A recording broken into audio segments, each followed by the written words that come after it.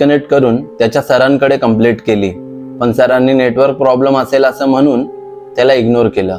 पण आता पुढे त्याच्यासोबत काय घडणार होते याची त्याला जाणीवही नव्हती. रात्रीचे 3 वाजले होते आणि कॉल सेंटरमध्ये 10 ते 15 लोक काम करत होते. त्यातले पण काही जण डेस्कवरती डोकं ठेवून झोपले होते. मग राहुलने त्यांना इग्नोर करून त्याच्या कामामध्ये व्यस्त झाला.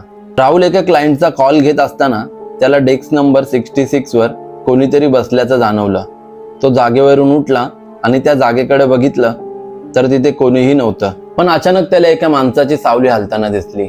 राहुल थोडा घाबरला, कारण आत्ताच त्यांनी तिथे बघितलं तर तिथे कोणीही नव्हतं. मग अचानक एक काळी सावली हलताना कशी दिसली? राहुल घाबरला. हा त्याच्यासोबत काय प्रकार घडला त्याला काही समजलंच नाही. हा सर्व प्रकार बघून त्याचा गळा सुकला.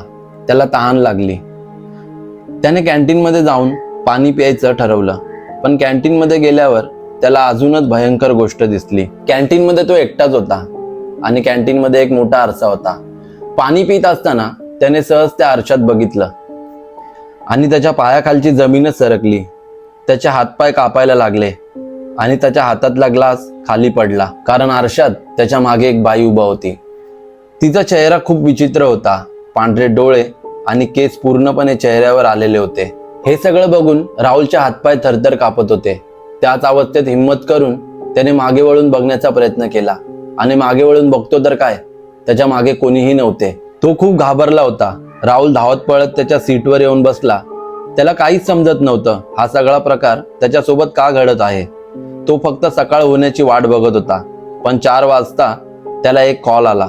त्याने तो कॉल उचलला आणि समोरच्या व्यक्तीचा आवाज खूप भयानक होता. ते ऐकून तो अजूनच घाबरला. ती व्यक्ती त्याला म्हणाली, इथून निघून जा,